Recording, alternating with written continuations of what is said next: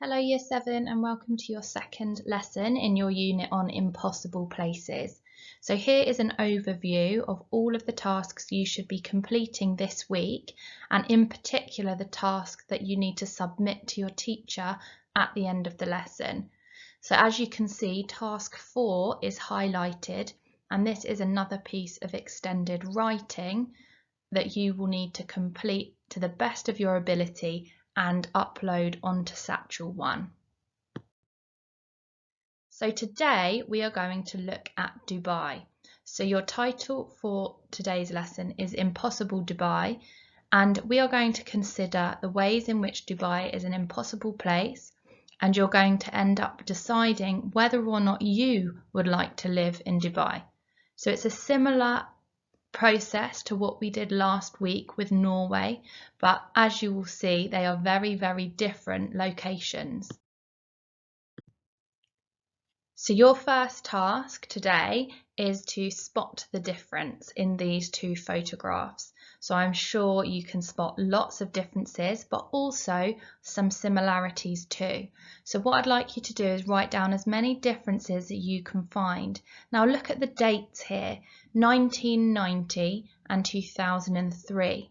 So there is only a 13-year difference between when these photos were taken. Hopefully you're starting to realise that Dubai has gone through many changes, and its landscape is now completely different to what it was back in 1990. So what do we already know about Dubai, and why might it be an impossible place to live? So you might have seen over the Christmas holidays lots of influencers flying out to Dubai for their Christmas. So clearly people think it's a good place to go and visit, but what do you already know about this place? So have a little think. Maybe if there's someone there in the room with you, you could talk about what they know about Dubai too. And you can just jot down some of your ideas if you would like. As we did with Norway, we need to also locate Dubai. Now, as you can see, or hopefully as you would know, Dubai is not a country like Norway. Instead, it's a city or a state within the United Arab Emirates. So you can see on the board here the country borders surrounding Dubai, which is shown here with a big red dot. So Dubai is the red dot. It's this state within the United Arab Emirates. And what I'd like you to try and do is find out about the countries that border Dubai and the part of the world that it's in. So here's another piece of information to help you with answering the question, where is Dubai? So again, we've zoomed in to Dubai here and the United Arab Emirates, you can see that it is bordered by Saudi Arabia and Oman. And also it's very close to Qatar and Iran. So you might also want to try and find out what sea separates the UAE, so the United Arab Emirates, with Iran there. So I'd like you to have a little think. I'd like you to do a bit of your own research so you can really describe where Dubai is. And once again, another map to help you. Here we have again a big arrow pointing to where Dubai is, and then you've got the borders of different countries so you can see what other countries are nearby. So hopefully you now have a good understanding of where Dubai is. So remember, you should be talking about what continent Dubai is located in, what country it is in, what countries are found close by, what seas is it near as well. So make sure you've written a small paragraph on the location of Dubai.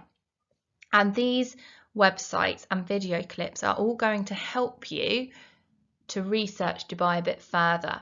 So please do spend some time clicking on the link. So these links are in the comment section of this YouTube clip, but they're also in the Satchel 1 upload too.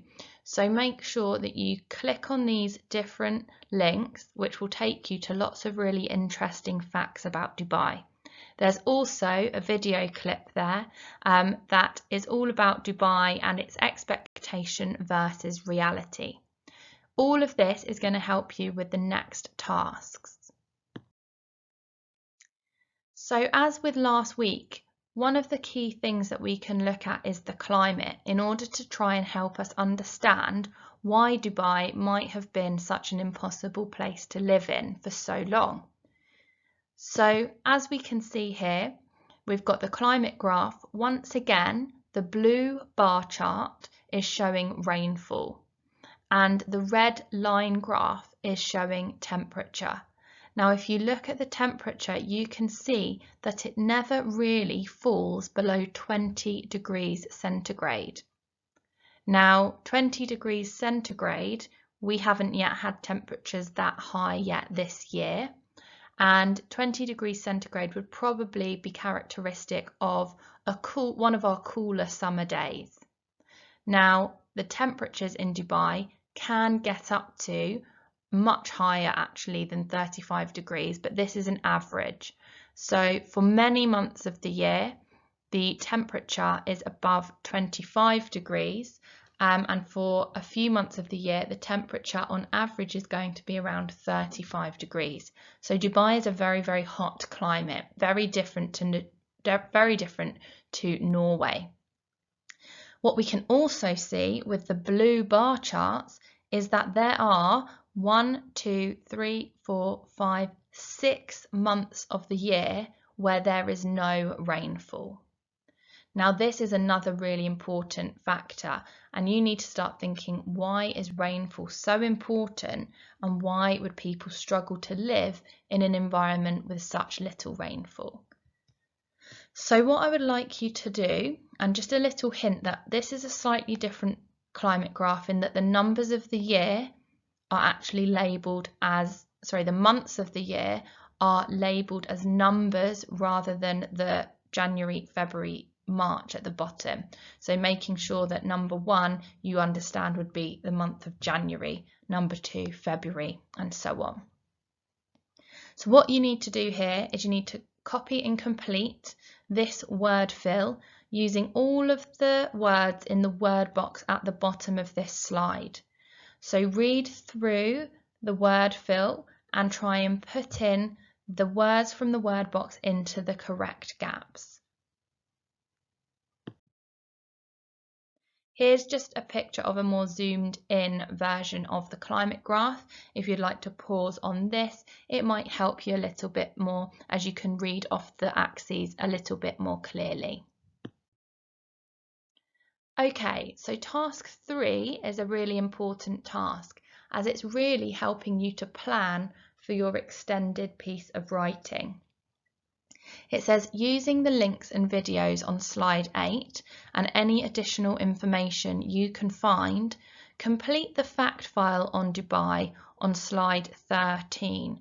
So the next couple of slides are going to help you with this, and there is a blank template for you to use on slide 13. So when you're creating a fact file, you can either do this in your own way or you can use the template provided, but you need to be thinking about the background of Dubai. What is the climate like? And explain the geography of Dubai. What kind of an environment is it? Is it very cold? Is it very hot? Is it a rainforest? Is it a desert? Then it says, why has Dubai grown into a large city? What has happened? And I'd like you to do a little bit of research about the history of Dubai. So clearly, Dubai is now no longer impossible to live in, and human intervention has made it a very, very easy place to live and somewhere very desirable to go and visit. So what's happened to Dubai? Then I'd like you to think about the positives of living in Dubai, remembering SEEP, so remembering that some of these positives will be social, so positives for people, economic, environmental and political. So we know that the Middle East has a great deal of oil, which makes them a lot of money. So I'd like you to explore this as a possible economic or political positive. and then any negatives of living in Dubai as well. And then you can obviously at the bottom fill in that last box there, which is why is Dubai an impossible place to live?